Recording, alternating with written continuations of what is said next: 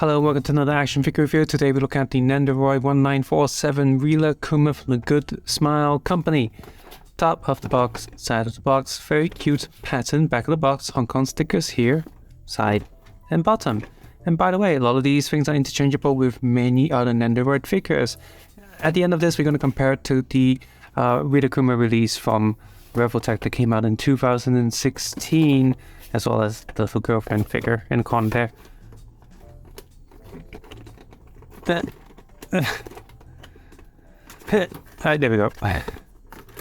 So yes, inside the box we have this cute little pattern box, which also happens on the Revoltech one. We have an instruction sheet, both Japanese one side and English on the other. Nothing too complex here, mind you. It is just a Nendoroid figure. Anything hidden in the back? Nothing. Some of these figures do have things hidden in the back, such as the Big Planet one. We have a figure stand here, as well as some extra accessories that are not in any tray, so you can take a look at those first. We have a sitting pad, so you can sit down invisibly, I guess. Figure stand. All these new figure stands have an extra peg on top of this peg. Not sure why. I'm just going to plug that in there now, because we're definitely going to use that, because Rilakkuma can only stand on his own. He has sitting down feet with these ball pegs plugged into it so that the joints don't warp. Extra neck joints, just in case you break the first one, because there's a lot of swapping going on there. And two extra left arms. One is him touching his tummy, one is like a flat, straight one, I believe. Looking inside the top tray, we have the main figure, as well as this little chicken pet thing that he has. Left arm holding up some snacks, as well as two other faces. We've got a face and a face, yummy face. This figure itself has a tiny little tab on the bottom. In theory, like many other of these Nendoroid figures, you slide a tab into the head, close the head, that's how you swap the faces, and he should stay there. No, he doesn't. I hate these tab accessories. I do not like the way they're done. If you're going to put him on Rilakuma's head, you're most likely just going to, probably going to want to use some blue tack or something. It's got a regular arm that's outside, and this one that's like a touch face arm. So what frustrates me with this is that these are all left arms and they don't give us a set for the right side. But yeah, this figure looks smooth and matte like it should be. The printing on it is very sharp. There's no fuzzy lines or anything like some American figures. Zipper on the back, and the print there is also very, very good. There's articulation. His head is on a peg and swivel. I wish it was a ball point, because now I can't tilt his head. I gotta do a maneuver for that to happen, and it's just slightly annoying the way to do it. I guess that's why we have a spare neck joint, because yeah, it's our arms are just on single pegs. You can't even like lift them up. I do not like that. Feet on these little board joints, but well, the feet can rotate, so they poke out just a little bit. That's it. There's no there's not enough gap in length. I mean, there's the tiniest of tiny movement, but that's pathetic. Honestly, just stick him in the peg so he can stand there, and we're gonna take a quick look again at the old Revoltech figure and see how it compares.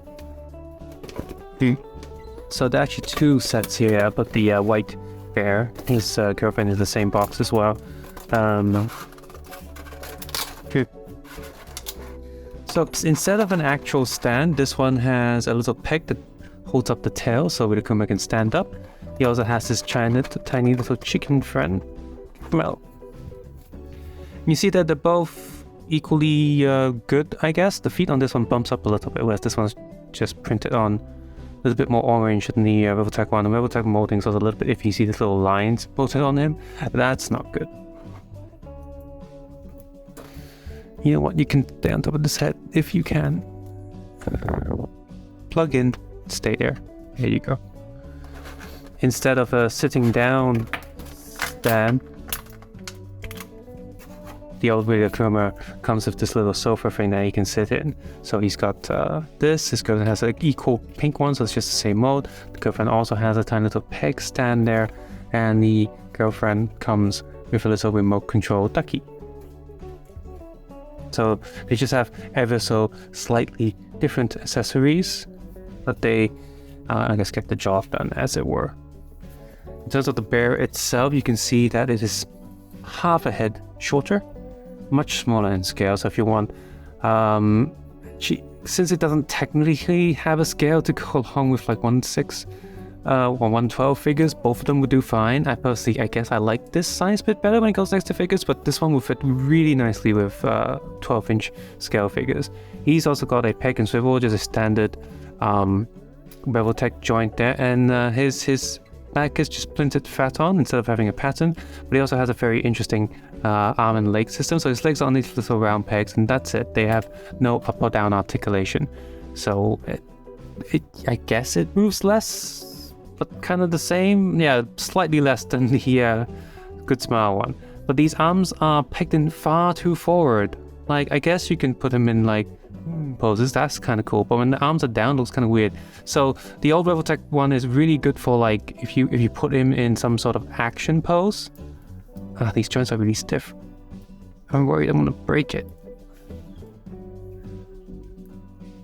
Come on, rotate up.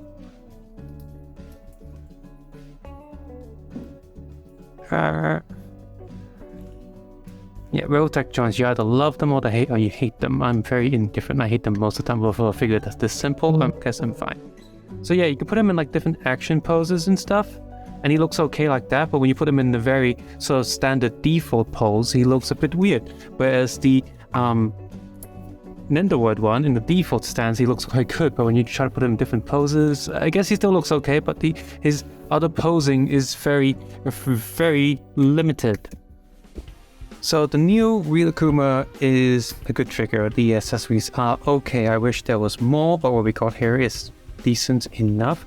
Articulation is not the best and actually kind of frustrating because it feels like they just need to change it a little bit, and it could do a lot more. When you compare it to the Revoltech one, it really comes down to what size you want your Rilakkuma to be. If you want a bigger one, then yeah, you're gonna get the new one. If you want the older one, you're gonna get the older one. But from what I can remember, the Revoltech ones were actually quite cheap. Especially when compared to the Nendoroid one. So even though you can't get them new anymore, you gotta go on the second-hand market, they're probably still gonna be cheaper. Plus it comes with the white bear. So unless you feel like painting your horse into the white one, we have no idea if Nendoroid is gonna release any more Rilakkuma stuff. They might, but we don't know unless they announce it, and we don't know their future plans and stuff. So yeah, if on top of all of that, there are many options for Rilakkuma. There are plushies, there are statues, there are capsule toys, all in different sizes and scales. If you must have an action figure, like a plastic thing and not a plushie one, this one is... They're both good options at different scales. Overall aesthetics, the Nendoroid does win, but in terms of just playability, I guess, just because of slightly extra movements and stuff, the Revoltech one is probably more fun for like photo shootings and stuff. Subscribe to Just Going Below, guys. Take care, have a nice day. I'll see you guys soon. Bye bye now.